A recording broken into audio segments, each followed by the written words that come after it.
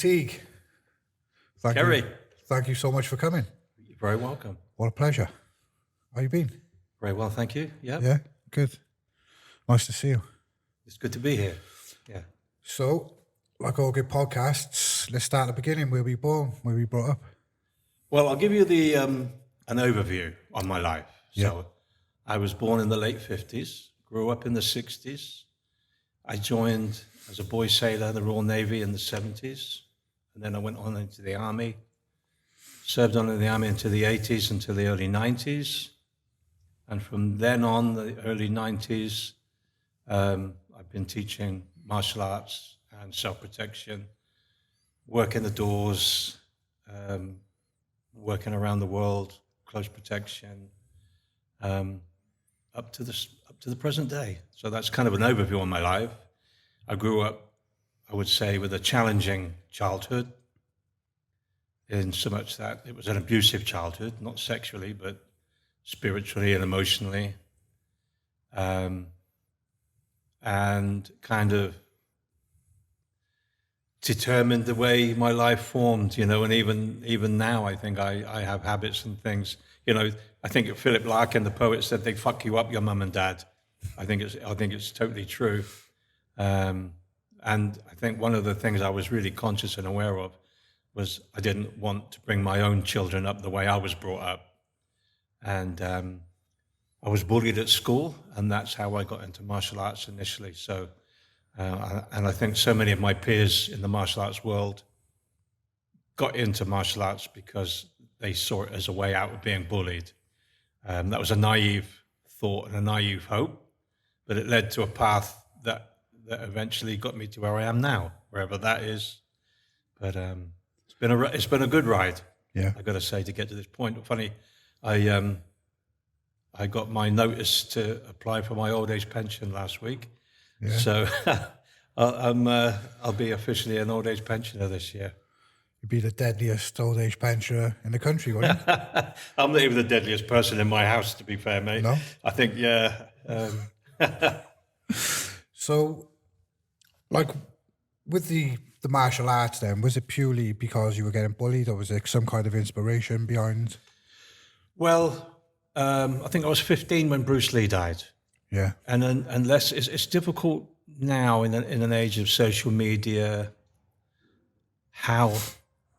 what an event that was. It was an explosion at the time, because nobody had seen anything like it before. Bruce Lee it was just like I said, it was an explosion. Enter the Dragon at the cinema. You couldn't get into the cinema. It was thousands of people. I went to my first karate class. I think there was over 100 people there. Purely because of the Bruce Lee? Absolutely, just because it started so many careers in the martial arts. It was a kind of seminal moment in time, really, when you go back to that time. It was everything was kung fu. Everybody was kung fu fighting. Yeah. And it was a special time. Enter the Dragon and the Bruce Lee things. When I went, a year later from my first karate class that started up as 100, I think a year later there was 6 of us. So when people realized what it actually took, and the hard work and everything else, people dropped out. But some people stayed the path. Yeah. And I've been on that path since I was 15, which is like over 50 years ago. But so it wasn't the answer to bullying at all. And it's a shame because it's still going on in society now. It's just not, bullying's been a thing of mine in terms of being, against bullying, and it's what's going on inside people's heads and hearts as opposed to a physicality. Yeah. The physicality can be an option, but it has to be the last option, if you like. So that's how it started, being bullied at school. When you're being bullied at home and being bullied at school, we are the product of how we were brought up, and culturally and from a home point of view, and etc. So, yeah, it was a tough ride. It was a challenging ride. But then again, you've got to look at, say, people had it far worse. Yeah. You know, there's people living in conditions around the world now that I've got no room to complain. It's just the way it was. But but like I say, it took me on a good journey. Did you ever get to meet up with any of the bullies after you learned some martial arts? Did you ever get to use any martial arts on them? Well, maybe not directly, but I certainly got my retribution on other people who were social bullies. So when I was working the doors, for example, you know, you get the bully boy behavior. So although I wasn't taking retribution on the boys that bullied me at school, I was taking it out on this guy because I knew he was a bully at school. So I was getting retribution for somebody else, and it made me feel better. Yeah. Nice. So you were 15 when you started the martial arts. Yeah. Had you already left school by then? I left school at 15. Left school at 15. Joined the Navy at 16. Joined the Navy. Yeah. So I was the Navy. Well, my dad was in the Navy. Right. So again, you know, I wanted to join the Marines, but my dad wouldn't sign. You know, you had to have your permission, obviously. So he wouldn't give it. He said, "Well, you can join the Navy and get a trade," because he'd been in the Navy. He was a 22-year man. So he said, "I'll sign you up for the Navy." I said, "Okay, fair enough." But it wasn't really me. I needed a little bit more action, so I left the Navy, joined the Army, and that was the way forward for me. Is there any memorable operations or anything you can talk about with your time in the Army? Yeah, I saw action. I saw active service 4 times. So yeah, active service 4 times. I was a member of a covert reconnaissance unit. Can't say too much about that, obviously.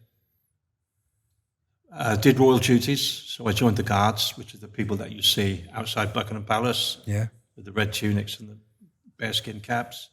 So I was a member of the Guards. So we did public duties, we did operational duties. So it was a mixture of both. Worked with the royal family. Yeah. You know, I became a royal photographer. I worked in the public relations department in London for the Army. So I every week I was at Buckingham Palace or St. James's Palace, doing public relations for the Army with the royal family, which was interesting because sometimes it would just be me and Her Majesty the Queen. Yeah. Sometimes me and Diana when she was alive. They were the 2 people I worked with the most. So going from Ireland to Iraq to Buckingham Palace and everything in between. So it was a bit of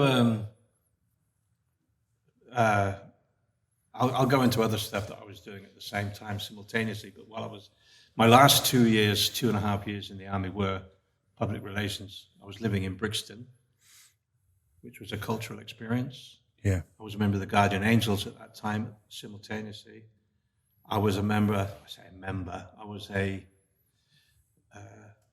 armourer for a gang of people who made withdrawals from banks where they never had an account, to put it that way. So I was looking after their guns, their weapons, and training martial arts. It was a crazy time. So who were the Guardian Angels then? But the Guardian Angels, if you've seen the film The Warriors. Yeah, of course, yeah. So they were kind of on that. Like a street gang kind of thing? Well, a bit more. They started in New York as a mean. They were people who had a social conscience. So their motto was "Dare to Care." So they were basically martial artists who did safety patrols in their local community. Because you can imagine New York back in the 70s, 80s, and whatever. It was quite, that warriors culture, gangs and everything was quite rough. So these were people that did safety patrols in their area, but, with lots of martial arts training. So in London, we had a chapter in London, which I was a member of. We had a distinctive uniform, red berets, red jackets, with the Guardian Angels patch on the back.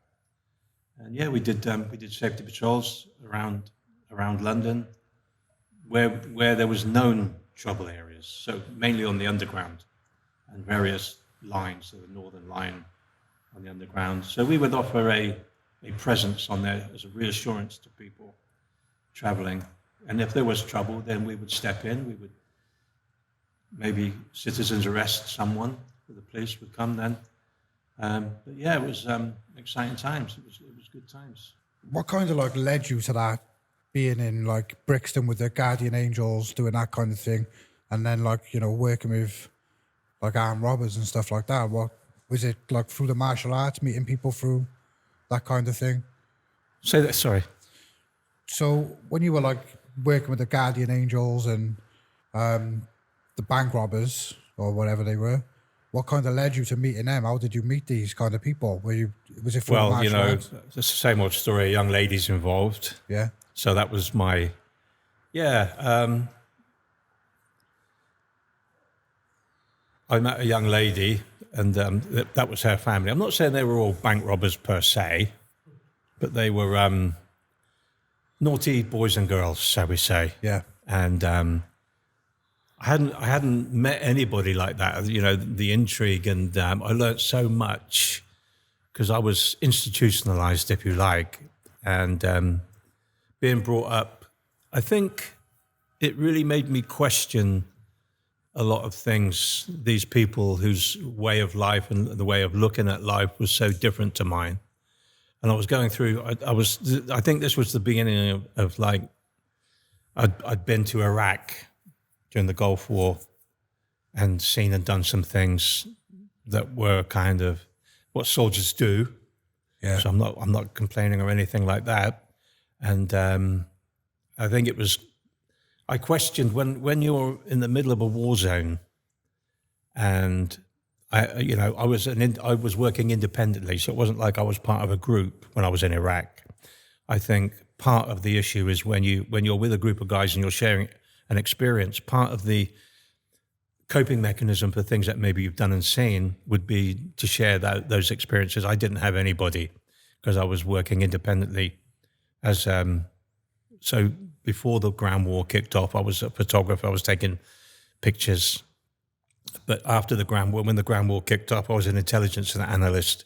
I was a trained intelligence analyst. So I was going and doing intelligence work. So I was working independently. And I think part of that was I didn't really have anybody to talk to about it. Yeah. So that was the beginning of my kind of PTSD. So when I met this young lady, I was intrigued and I was kind of a little bit lost, I suppose. I was questioning who I was in terms of my identity, who I was, my at that time established values and the way I thought things would be. And then I questioned everything. And I met this, met her family, and they were all like geezers and like, it was like, it intrigued me. There wasn't the fascination with that side of things that there is now. Yeah. It's just the way it was. I just fell in. It was just like I was comfortable with these people. And because I was in the army, they obviously, I was a weapons instructor, and they said, look, we can't have these weapons. And there was quite a few weapons, and I would look after them and clean them and whatever. And when they wanted them, they would come and get them and hand them back, and I would look after them. Yeah. So, but I think it was I was stepping out of my comfort zone. I was starting to do things that previously wasn't aligned with my values and the way I thought, and I was just stepping out of that. So I think that was the beginning of my PTSD. I didn't know it as such, but I was a little bit lost. So I was doing the Guardian Angels, which is, I suppose, perceived as a good guy thing. And then I was working with the Royal Family, which is, okay, that side of things. And then I was in a relationship with this lady and her family who were naughty boys and girls, shall we say. But lovely people, I've got to say. And I was doing my martial arts. I had a young family. We lived in Brixton. It was just 2 years of madness. Yeah. And it was about 20 years rolled into 2. But it was a real experience. I've always been conscious of the fact that life is a very short journey. Yeah. And you've got to get in as much as you can. And I certainly did that at that time. I was conscious of that. And it was like life was opening up for me because I'd been given notice that I was going to have to leave the army. I think I wasn't on the career trajectory that I should have been on in terms of I'd been in trouble in the army. I'd been bust rank a few times. And I think the army said, you know what, I don't think this is for you because it certainly ain't for us. Yeah. And we got to let you go. And I felt a bit betrayed because I had a young family and it's like, bye, you know, thanks for your service. Would you have stayed? Would you have stayed on? Do you know what? I would have stayed. Yeah. But I wouldn't be here now, would I? No. I think life happens for a reason.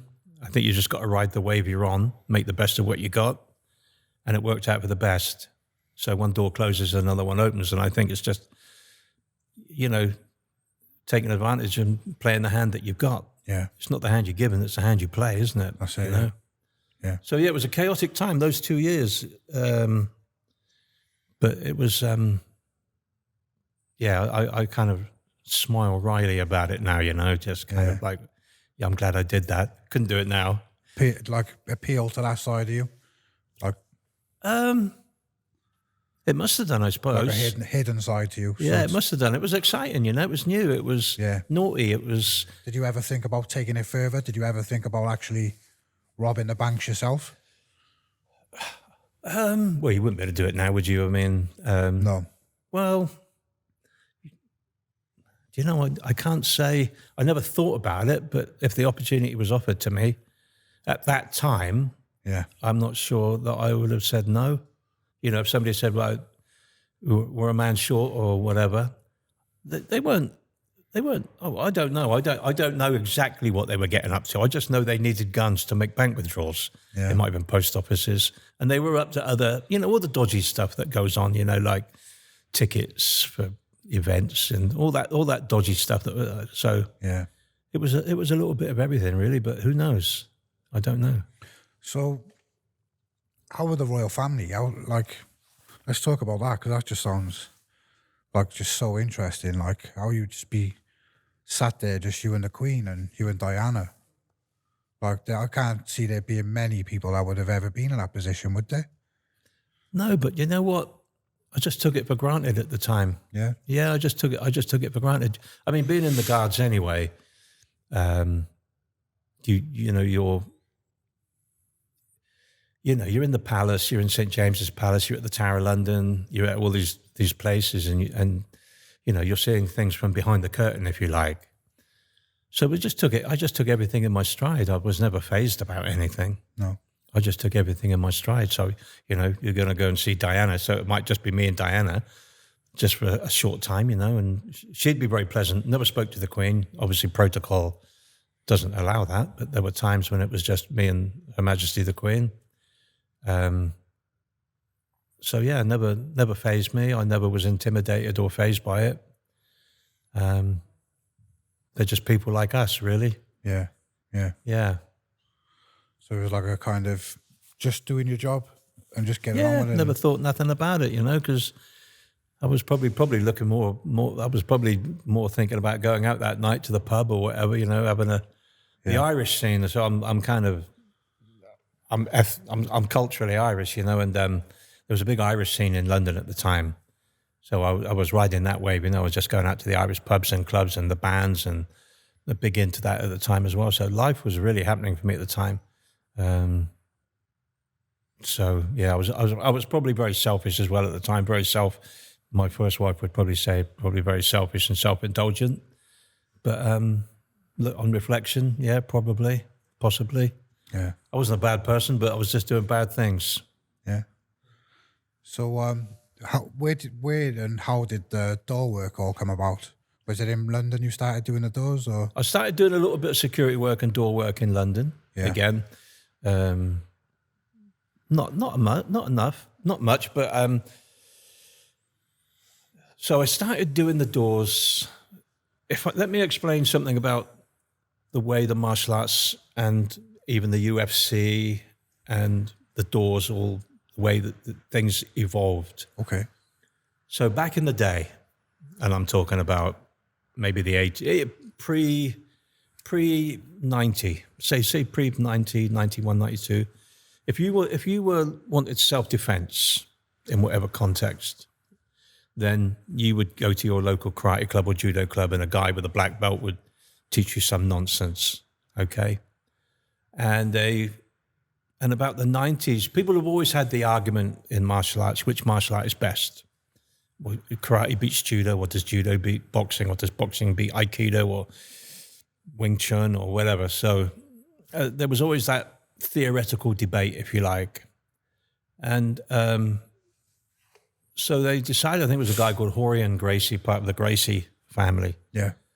Said, well, I'll tell you what, let's put a cage together and let's have a no rules and find out. And that's how the UFC evolved.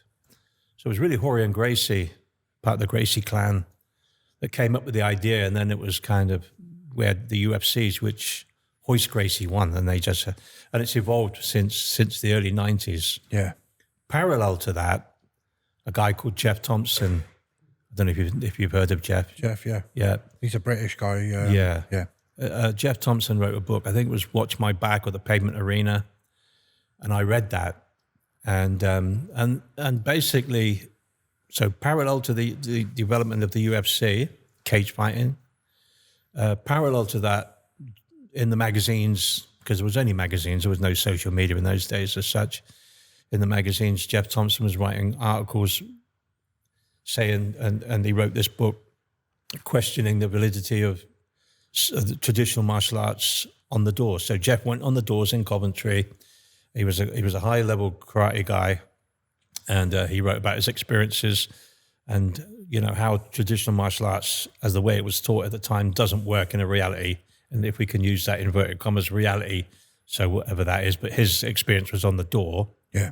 In Coventry, pretty rough place, and his experiences on the door. And him and a guy called Peter Constantine then started an organization, the British Combat Association, which drew, I mean, it was a massive thing at the time in all the magazines. So people flocked, hundreds of people used to go and do seminars with Jeff and Peter.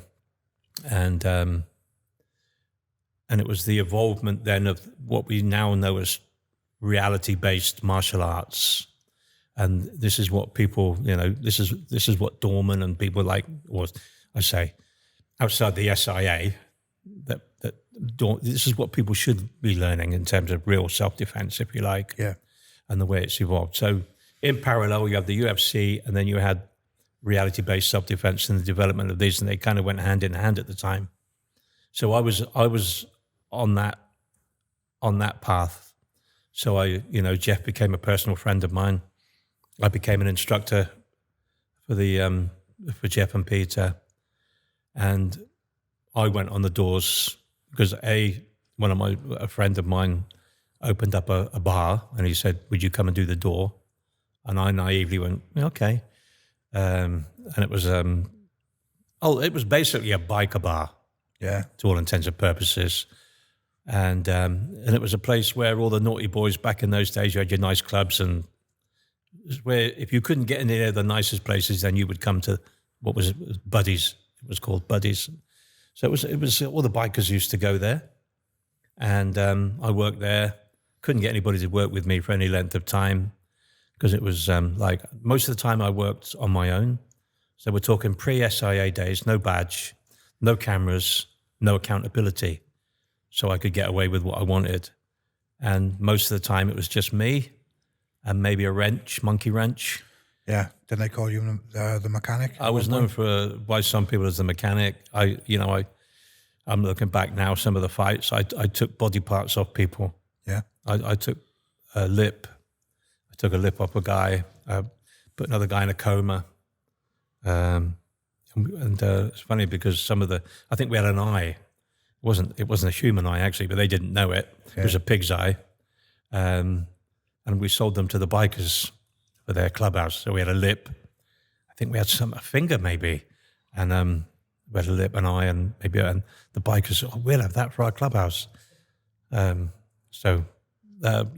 was that sort of place, we used to search for weapons when people come we used to search for knives and weapons and things like that. And if you didn't have a weapon, then we had to give you one, because even it was that sort of place.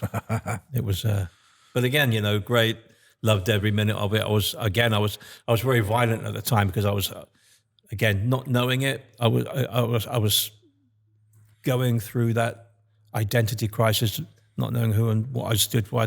I'd thrown away really, because I'd been brought up Irish and Catholic and everything that goes with that, the Catholic guilt and being Catholic, and I was kind of questioning the whole religious thing. And so I suppose now marriage was breaking down.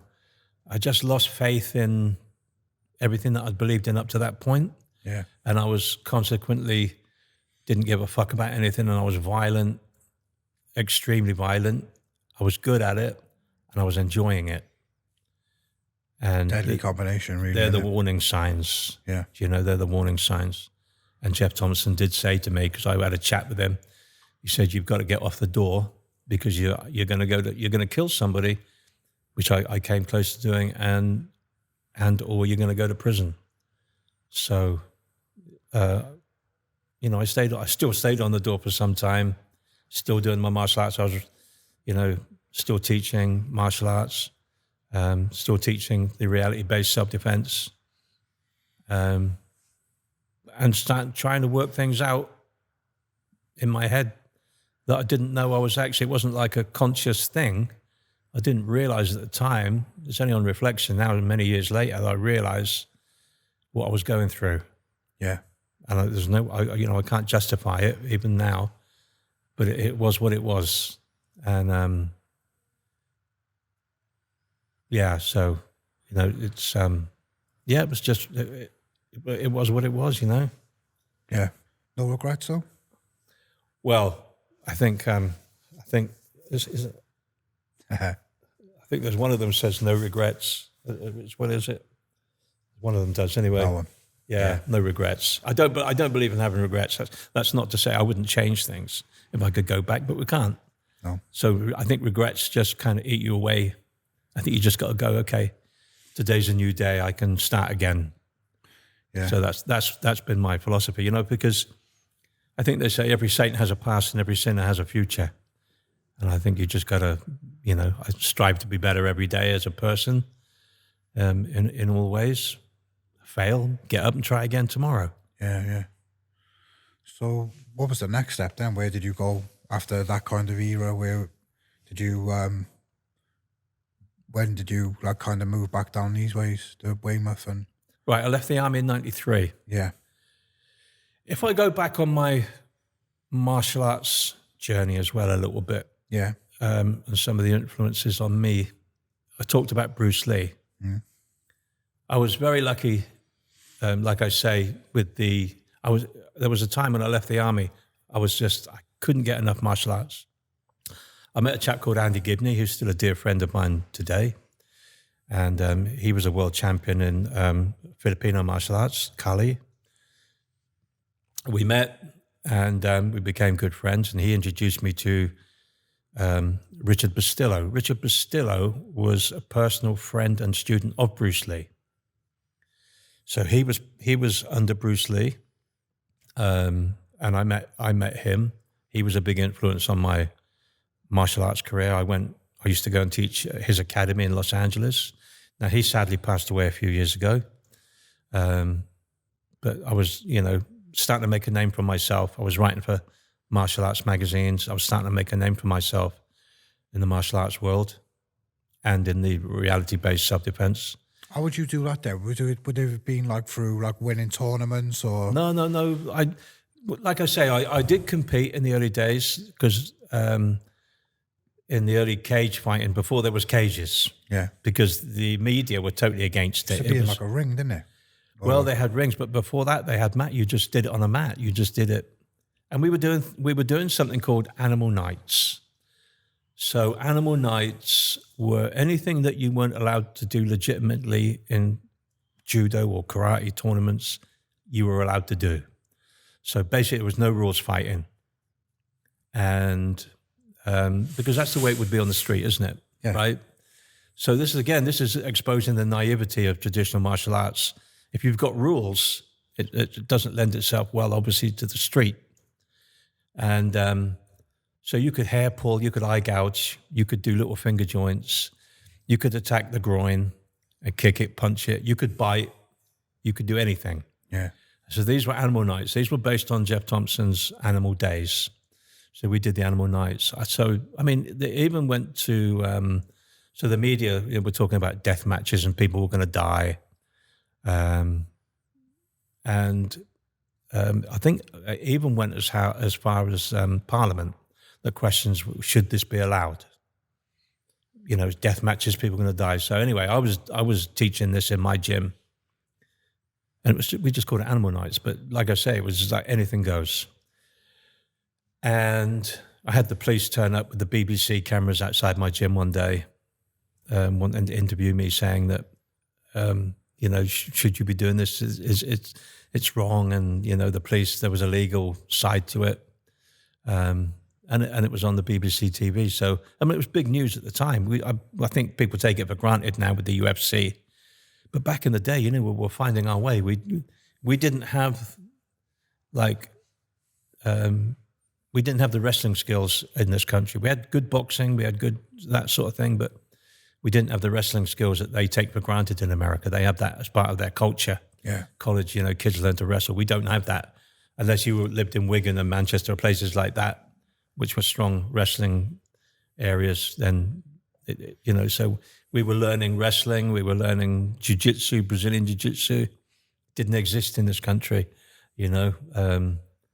So you had to go. You had to travel to Manchester, to travel to London, to try and find a person that you'd heard on the grapevine that had this knowledge and skills, and you would go and try and find them. You got all the expense, the time, the effort, you know, to dig these people out. And now it's on most people's doorstep, and they don't, you know. Back in the day, that would have been like within a 50 miles radius of me. I would have like traveled every day. People won't travel 5 minutes now, you know. Yeah. But that must have put you in the elite as well. Sorry? That must have put you in like the elite kind of like fighting men in the country. If you're learning Brazilian. There's people that they were. I don't classify it that. I just say there's plenty of people who could kick my ass, man. I'm like, it's not really about that. I'm just into leave me alone. You know, I'm not one of these people that I'm not. It's not a macho thing. It's not an egotistical thing. I understand there's plenty of people out there that can fight without martial arts training, or, you know, I just had to train to get to a kind of a level just to kind of maybe keep up. It's not really about that. It's about an attitude, you know. Back in the day, I would have ripped your face off. I would have smashed you with anything. Yeah. You know, it was a mindset more than anything. But you know, it's all about. I've always, you know, I was there to do a job when I was working the doors, and you know, there's good people and there's bad people. I always saw myself as a cowboy with the white hat, and then they got the bad cowboys with, you know, it was my job. I was getting paid, and I just had that attitude. You know, there's a guy. Don't fuck about with me. That was my attitude. Don't fuck me about. Listen, if I ask you to go, you're going. That's it. Yeah. Right. And we'll do it the easy way or the hard way, but you're fucking going, right? And I think there's a part of me even now. I do have a temper, so I have to be extra nice. I try and suppress that side of me. We all have it. We all have that dark side. How that manifests itself. So I've really got to keep. Like sometimes I have a word with myself because it's there, and I know that I'm capable. You know, I've taken people's lives legitimately, but you know, I don't. I'm worried about where it could take me if I let it get the better of me, if you like. It's a little bit like, you know, we always say in terms of emotion that you're riding a wild horse. You know, you're the rider. You're in charge of that horse. But if it gets away from you, if you can't control it with your emotions, it's going to run away with you, and nothing good's going to come of that. Yeah. You have to keep in control of that, you know. So I know my capabilities, not so much physically, but more it's knowing where the limit is. And I don't think we talk about capability and capacity. Yeah. Right? So capability is what you're actually capable of doing in terms of your mentally and physically. Yeah. right? So you have but a robot, that would be a robot. But what makes us is our heart and our spirit. And our spirit is our guiding values and beliefs. And that's our capacity for anything, love and violence. So everybody's capable of great acts of violence, but not everybody has the capacity as a human being. But I have the capacity if I feel justified. So, if I felt that I had to, and I've done it before, I could take a life. Yeah. Do you know what I mean? Because I'm only part of the equation. So if I'm not going to go out looking for trouble. I don't have to pander to my ego. I don't, I don't see this in a macho defining way or anything like that. But I'll kill you before you kill me. Yeah. Put it that way. If I had to. Yeah, yeah. Do you know what I mean? Because John Wayne said, you got to be willing. Are you willing to do it? Do you have the capacity to do it? You got the physicality. Yeah. You could pick up a knife and stick it in me. But I could do it before you could do it to me. Yeah. If I felt I had to. That's the worrying thing. Yeah. I know a few martial artists like that. It's that righteous. It's like if I believe I'm in the right and it's the right thing to do, you're going to fucking get it. Yeah. No matter what, like. Again, talk is cheap. Talk is cheap. Anybody, people say this, that, and the other. It would take a lot for me to do that. Yeah. It would take a lot for me to do that. But once we cross that line, I find like most guys that are trained and know that they've got that capability, they're usually the nicest guys. It's very rarely you get a rogue one who's trained and can do them deadly kinds of.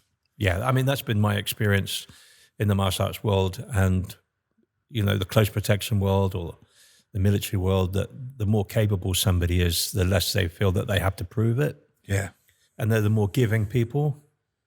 Everybody has a line, obviously, but that's been my experience. That I've met some people that you wouldn't know were killers, and that's a good thing, And I don't want to. I think it's been said that people should feel safer in your presence as opposed to threatened, or fearful. I've known people that had so-called tough guy reputations. They were just fucking assholes. They were bullies. Nobody liked them. I would hate for people to think that of me. I don't want to be feared. I want to be, we all want respect, but I would hate for people to fear me. I would hate for people to say, "Oh, he's a dick" or whatever. I'm sure there are plenty of people that do think that, but fuck them.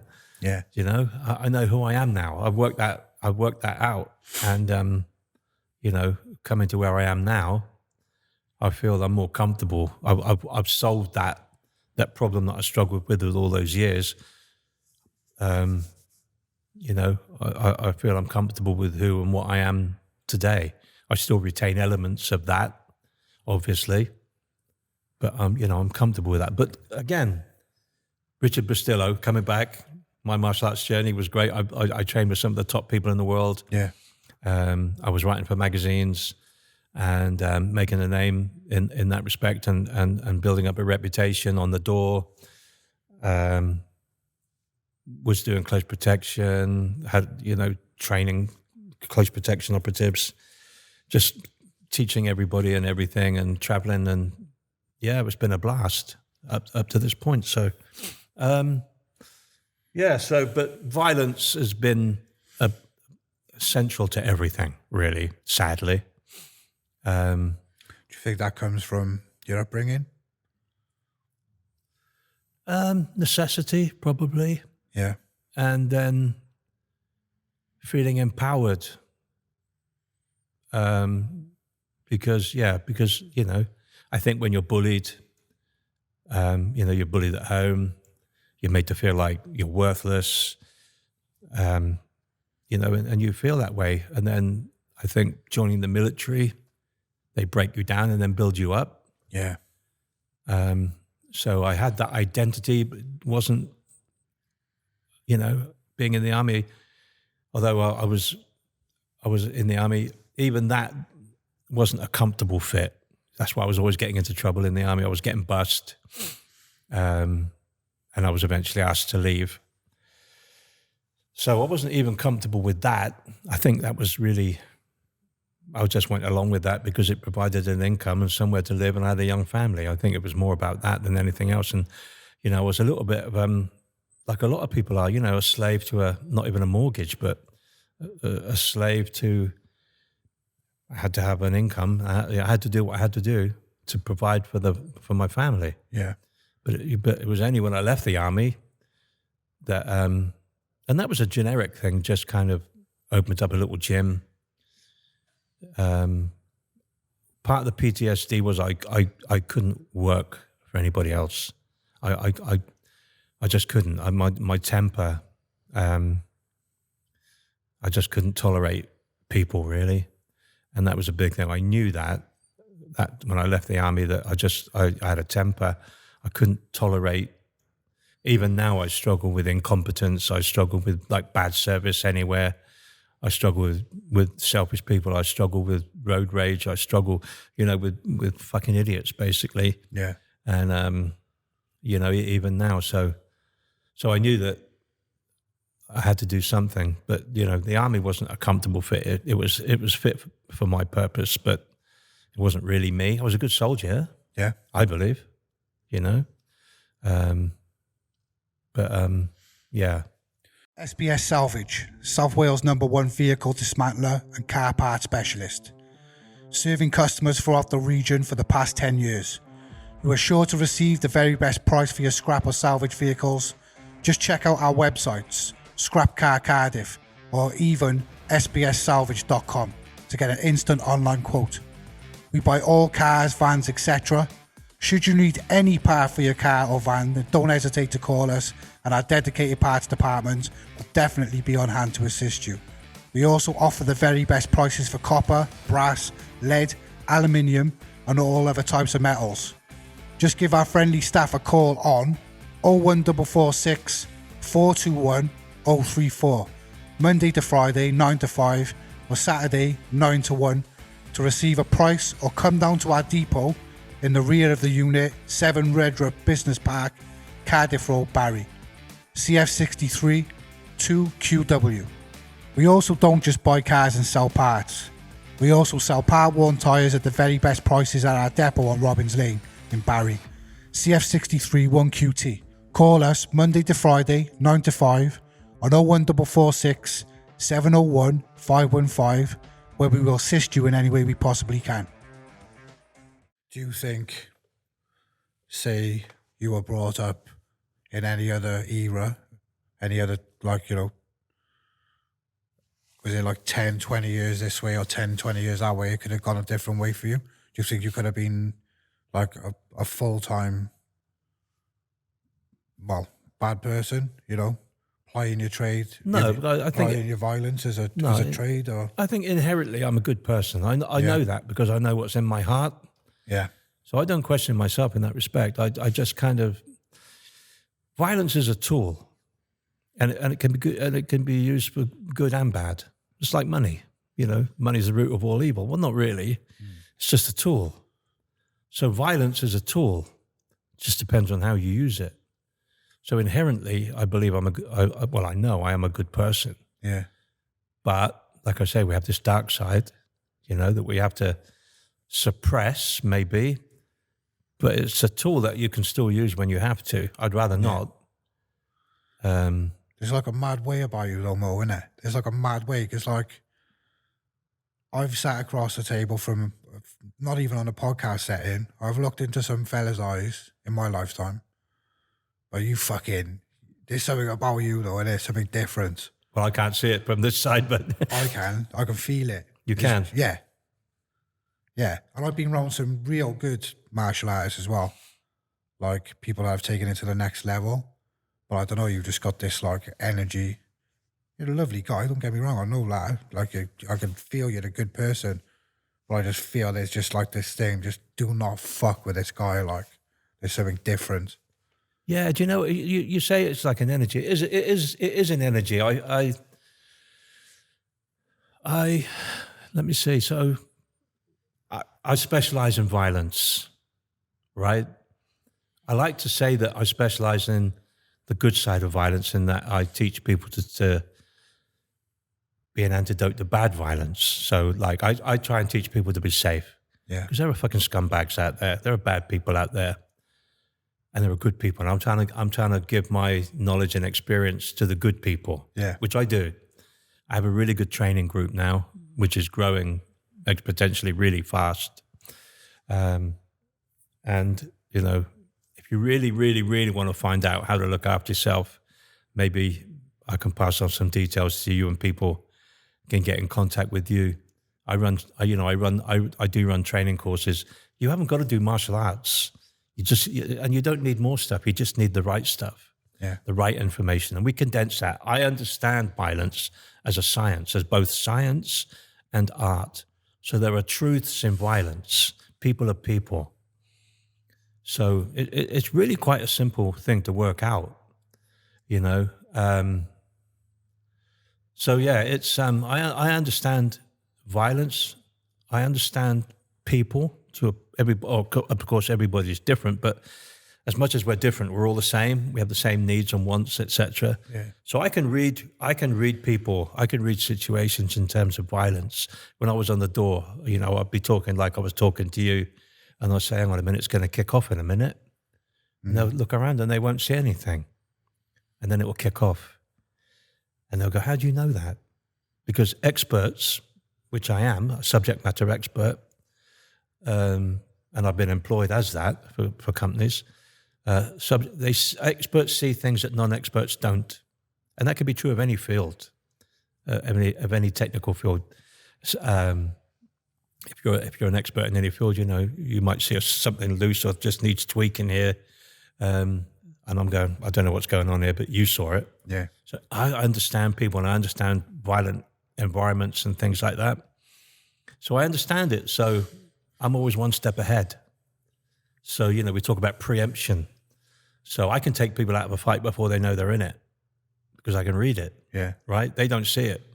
So I think it's understanding. I understand violence. I know people that when I was working the door, they'd have to buy a new, you know, I mean, they were spending more money replacing the clothes that, like, jacket got ripped or tie got, I never lost a button. Oh. More than, you know, I never lost a button on my shirt in all the years I was working the door. Never lost a button. And, you know, I think I had the same suit probably. When I was working the biker bar, it was jeans and T-shirt. It was Roadhouse. Yeah, Roadhouse. It was Roadhouse. It was. Did you love that though? Where you were like, yeah, this is... Mate, I fucking loved it. Yeah. Jeans and a T-shirt, you know. Loads of bodies to bend up and... It was live bands. Yeah. It was bikers. It was like all the fucking roughhouse, all the roughnecks that would come in. And everybody knew what was what. Everybody knew what the time was. Everybody knew what the score. If you play up, yeah, this is what's going to happen, you know. And you know, we talk about, you know, making an example. Like, you know, if there was a group of guys, and you think, how are you going to handle this group of guys? If I just knock you fucking spark out right off the bat, I go, mate, you drink up, and you go, well, yeah, in a minute. Now you're disrespecting me. Yeah. I go, okay. I'll come back in 5 minutes. Mate, drink up. Yeah, when I'm ready, bang, knock them out. Yeah. No fucking wrist locks, no arm locks, none of that fucking bollocks, right? And then I'm making a statement to the others, right, what do you want to do? Yeah. It's your call now, what do you want to do? He's knocked out, take your mate out and fuck off. Yeah. My whole demeanor and language changes when I start talking about it. Yeah, yeah. You know what I mean? I can start to feel myself morph. I'm going back now, Going back. You know, the language, you know, it changes. And what do you think of today's kind of Dorman? Because I was out. Was I out? It was Saturday. I was down the bottom of Womby Street, and I'm looking. A couple of kids I know from school. Fucking hell! Like, you ain't gonna stop me from doing whatever I fucking want. Not that I was gonna. no, of course. I just looked at them. I thought, fucking hell! I don't think so. Yeah, I mean, the most of them couldn't fight sleep, to be fair. Most of them couldn't fight sleep. And they don't invest in themselves. I was investing in myself in terms of, I knew if I was like in a competition or something like that, I would look at you and go, I've trained too hard. You can't beat me. Yeah. I know the hours I was putting in. Just like I would do squats against the wall, so I would stand against the wall. Now people put music on to train now. No music. I'll go right an hour against the wall. You don't move off the wall. So I'm face up against the wall, and I'm doing squats, hundreds. Right. That's not about the building my legs. That's building my mind. Yeah. Right. So I knew if somebody stood against me, I'm just looking at this guy. He hadn't fucking trained. He hadn't trained. How can he beat me? Right? You can't. Yeah. So it was that mentality. It was total confidence. I was enjoying it. I was good at it. I had that fucking attitude where I didn't care about anything because, like I said, I was going through the PTSD thing. Yeah. And no, I mean, on reflection now, it was. I don't regret anything. No. You know, but what do I think of today's Dorman? I know the hours and the time and the blood, sweat and tears that I put in to invest in myself in terms of, staying safe, being on the door, reading up, understanding. I was researching and looking into violence and understanding people. I would look at people. I was taking it seriously. Yeah. Today's Dorman, I just think they just need a little bit of extra income. They've done a little bit of a fucking badge, which is a load of nonsense. I understand that they've got to do it, but I don't, if I held a free class for Dorman in my town and say, well, I'm not going to charge you anything. Come along, do a couple of sessions, train.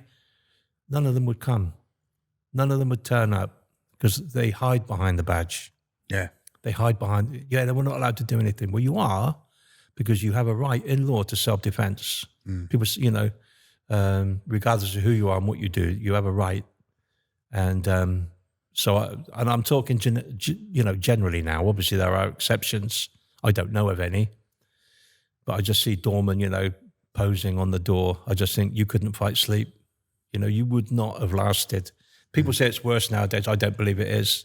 I can remember. I mean, I had 7 fights in one night. That's the most I ever had in one night, 7. And I don't see people getting that a month now. No. A year, probably. Well, we had Eddie Avoth on, and he won the Dorman over Barry Island. He was ex-British champion, Eddie. Lovely guy. But he said back in them days, he was defending his title 3 times a night. He was just the fucking manager of the place. Yeah, absolutely. Because I was running a gym, I always said, if I ever got beat up on the door or beat up in the street or whatever, I'd have to close my gym down. Yeah. Because how could I then, how could I, if I got beat up, that's not to say, you will get scarred and whatever, but if I ever got beat up, how could I then teach my students self-defense? Yeah. Credibly, So, there have been situations, and even recently, whereby if it wasn't for my training, then, I would have been seriously hurt. I'm still getting, not through me, but, other people see me now, maybe, that old boy, that old fella there, will take liberties. Fancy a crack at the title, Yeah. So, my training's been, that lifestyle, has taken me, I've been blessed, and I am blessed. So I appreciate that. So, but today's Dorman, it's different. Yeah. Yeah. Well, when I was first started going out and fucking some of the Dorman rounds, they were like, oh, fucking hell, it's him. And you just behaved yourself no matter what. Yeah. Now. See, you had to fight in those days. Yeah. You had to, because there was no door, there was no video, no camera, no CCTV or anything like that. You had to be able to fight. End of. Yeah. And if you couldn't fight, you didn't last. You simple as. So we, I've had some experiences. We had, you had people come down because, when you're working the doors in those days, you're looking back in the 90s, if you like. I'm sure it's true today, but I'm talking about my experience when whoever ran the door ran the drugs in the club. Yeah. So you would have other people that would come down, try and take over the door to take over the drug scene. And there was drugs, obviously, of course there was. And you couldn't really stop it. But, we had people come down. I'm talking about heavy people that would come down and Any try. names? Anyone we can mention? Or We had. No, I was talking about this with a friend of mine last week, and we had these. There was me and my mate Tom. He's passed away now, sadly, and we were. I mean, I'm 5'10". Yeah. So I'm not big for Dorman. Most of the guys on the front door, and I used to work the front door sometimes, but I was 6'5". I always used to think if you see a little Dorman, fucking watch him. Yeah, I know. Yeah. So I mean, we were upstairs. It was a quiet night, and the big guys were downstairs, and me and Tom, we were mates anyway. He taught Thai boxing at my gym, so he was a handy guy. And we're upstairs, and we're just chatting away. There was one guy upstairs. Downstairs was getting busy, but there was one guy at the bar, and just minding his own business, having a quiet drink. And then suddenly, up the stairs, we saw this shadow start to appear across the ceiling. You ever seen that film Independence Day? Yeah. A big spaceship that starts to appear. It was their shadow, and this shadow just kept coming.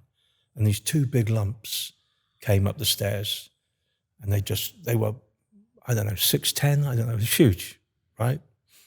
It later transpired that one of them was placed in, the strongest man competition. Yeah. So he was Scotland's strongest man, apparently. So they've come up and they've looked at me and Tom, 5'10", just in our little, I'm wearing a dicky boat this time now. I'm in another nightclub than buddies. Yeah. I've been poached. But so we're there, and I look at Tom and he looks at me, and then we look up at these guys, nearly put my neck out, and they just looked at us and kind of went, yeah, right, whatever. And they went over to the bar, and there's one guy who's having a beer, and they looked across at me and Tom, made eye contact, and then they looked at this guy, and they looked back, and then they went crack, knocked this guy out, right? Knowing that now we've got to do something. And what they were going to do, beat us up, beat up the doorman, take over the club. Yeah. Drugs, right?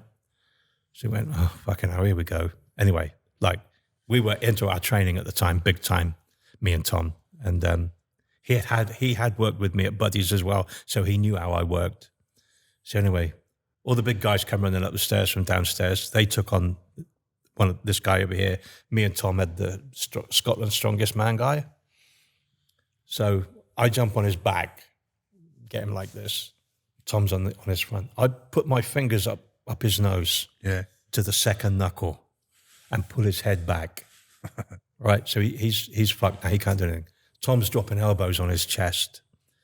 They both left crying. I mean, literally, grown men in tears crying, and we fucked them up. And so that was. I mean, there was just so many moments like that. But that was one that stands out only in so much that they were the purpose of what they'd come down for, to take over the door. Yeah.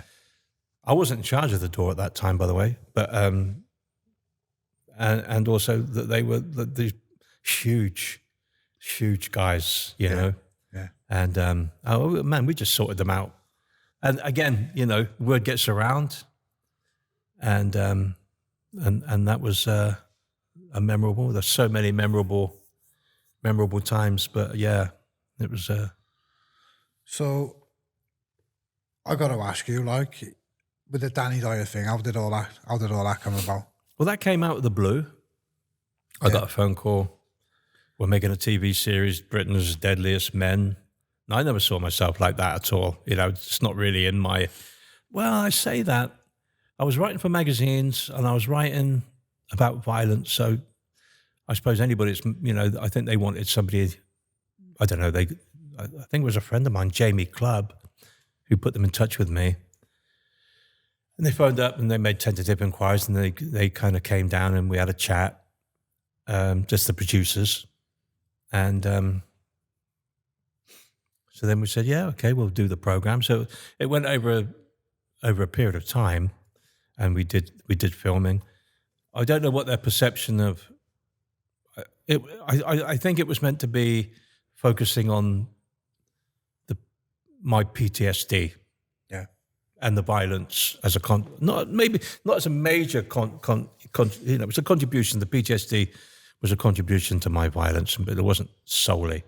But they picked up on the PTSD and went, oh, we'd like to go that way, And So Danny came down. He was fine. He was a nice guy.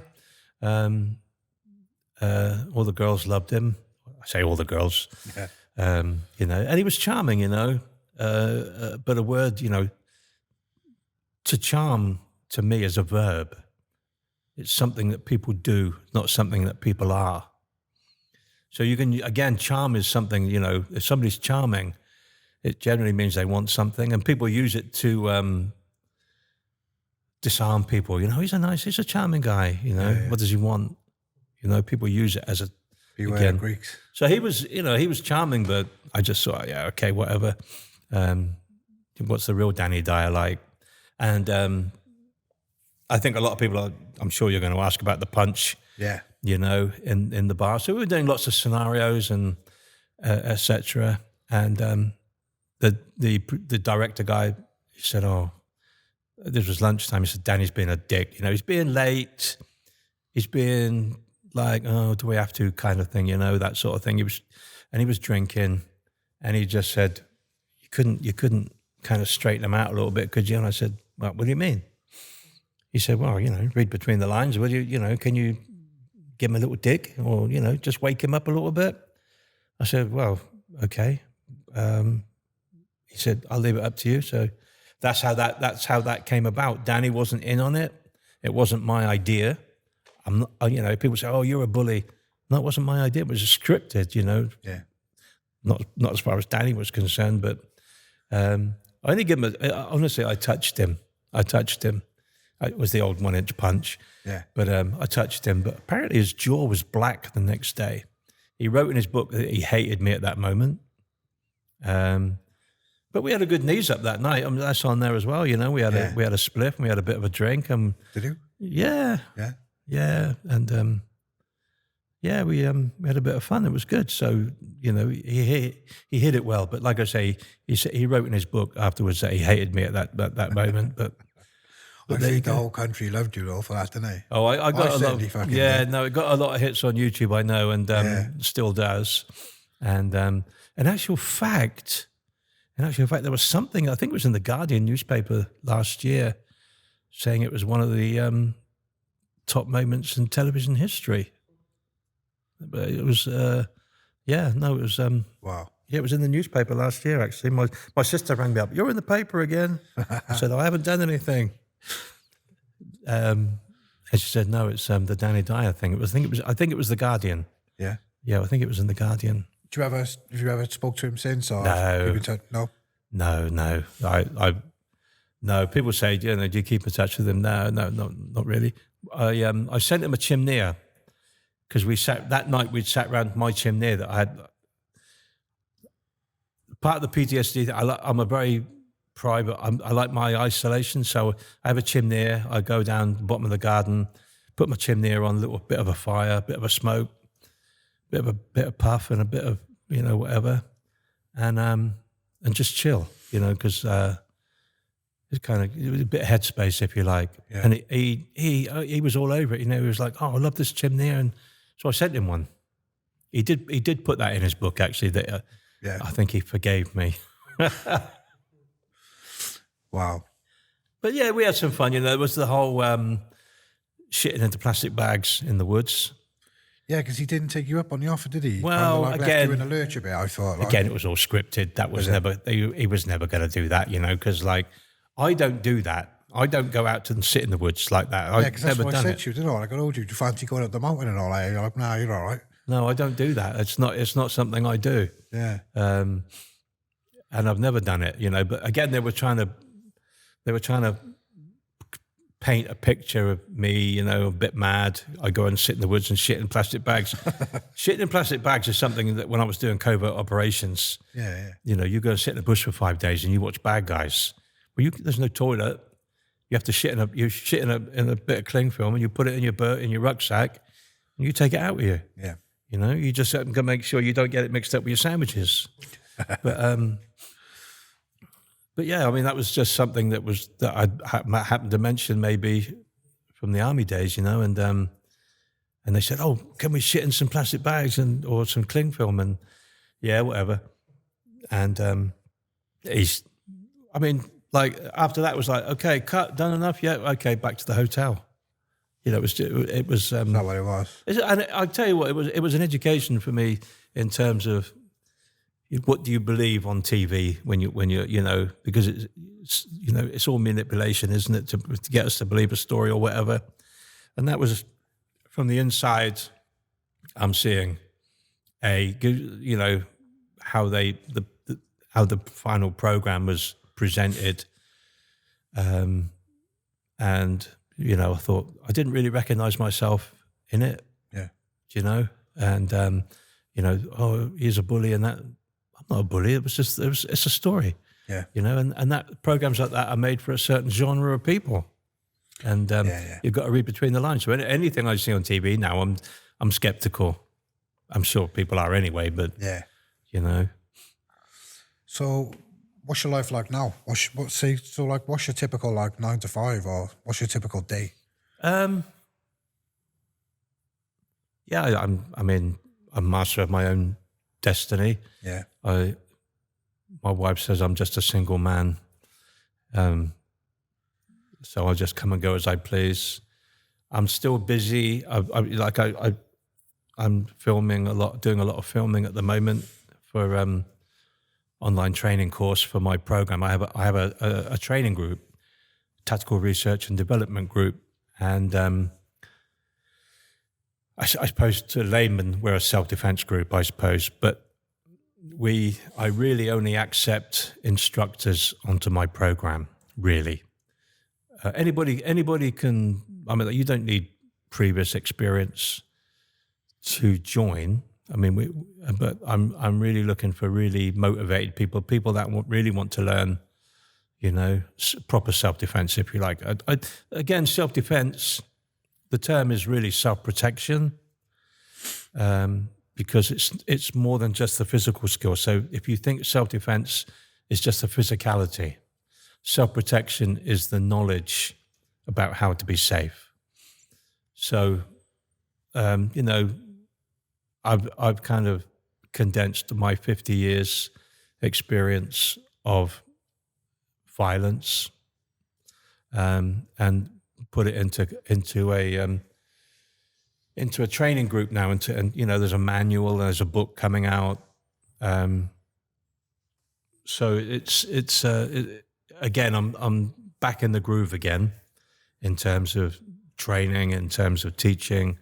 So my tactical research and development group is going to be the number one resource for self-defense in this country. You know, because I know the people that I already have as part of my group. They're all, and even there's a couple of guys from this part of the world actually that are part of the group. So they're all instructor level. Like I say, you don't have to be an instructor to join. You just have to be highly motivated. Yeah. But yeah, no, I mean, life today, I mean, I've always been blessed.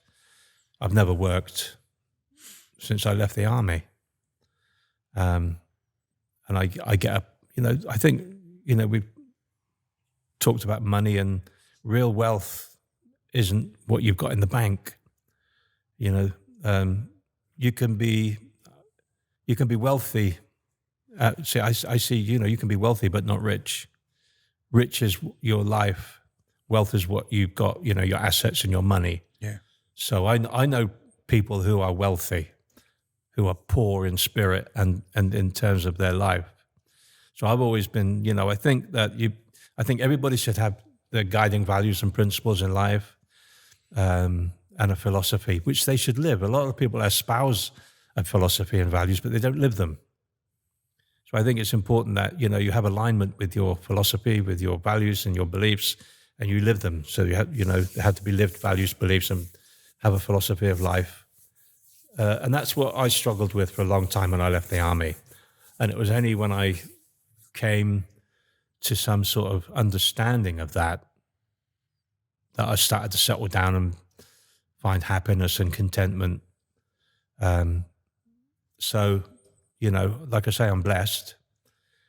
And to me, part of my training is the biggest challenges we have are not on the street. Biggest challenges we have are in life. So there's no point being a black belt in the gym and a white belt in life. Does that make sense? Yeah. I think that, you know, I know what I'll fight for and what I won't fight for. And I think it simplifies things in life, you know. But if you're living the way you want to live, no money can you know, change, you know, can compete with that. You know, and I've lived that life. You know, I live, you know, my life. I look out my kitchen window. I'm looking out at the sea. You know, and it's just a peace of mind, peaceful life, knowing that I can provide for my children and grandchildren and my wife and my friends. So yeah, life is very good. I also understand it could change like that. You know, I had a friend pass away recently. He was 51, and I've known him 25 years. He was one of the first people that walked into my gym way back in the day, and he was a Thai boxer, kickboxing instructor, well known in the local community. Lovely guy, talented guy. Passed away, just dropped dead. So you know the fragility of life. Yeah. You know, people take it for granted, you know. So I think there's a spirituality in life I think people need to be in touch with. You know, I pray, I meditate. Meditation can be just going for a quiet walk. So I'm not talking about sitting in the lotus position, but making that inward journey. Do you know what I mean? Finding out. And it took me a long time to realize that without any guidance. So it wasn't like I had a mentor who, you know, I had to read. I'm a voracious reader. I read, you know, I've got thousands of books in my library, my man cave. So I read. I feel I'm a work in progress even now. I love life. You know, I'm living on life. You know, it's just like coming down here to meet you, and it's been like brilliant. It's great. You know, and it's something that is all part of now my experience of my life and my journey. Yeah. You know, That's amazing. Yeah. So, if you had to give the world a message, Teague's message to the world, what would that be? Be the change that you want to see. You know, just be the change. You know, one person can make a difference, even within their sphere of influence. Now, but whether you know, I mean, people can be a negative, be a positive. I want to be like that guy. You know, So just be the change. You know, lead. Just like I say, live your values and your beliefs, and be a nice person, but also have respect. I mean, don't mistake my kindness for weakness, you know, because I'll fuck you up. You know what I mean? Yeah. I think if you want to show people how strong you are, show them your heart. Does that make sense? Yeah. Without, you know, people might go, oh, he's a bit soft. No, I'm not fucking soft. You know what I mean? I can show you my heart because I'm fucking strong. So I think, you know, people think that being strong is being macho, is tattoos, is muscles, it's fucking language, it's this, it's having a fucking XL bully dog. No, that's bullshit. Bullshit. It's fucking bullshit. Yeah. You know, real strength comes from within, not, you know, superfluous, not visual stuff. It's you know, it's what's coming into your heart. Yeah. So if I have one thing to say, be the change. Be the change you want to see, and be the person that you needed when there was nobody there for you. Because there are people who are looking for someone. Be that person. Yeah. Well, Mo, it's been like amazing meeting you, like, and hearing your story, and like, just wanted to say thank you so much for coming. No, it's been a pleasure. It's been amazing. Been a pleasure. Thank you very much. Cheers, Mo. Thanks, Kerry. I hope that we can stay in touch. Of course we can, yeah. Yeah, brilliant. Be a Thank pleasure. you. Thank you, mate.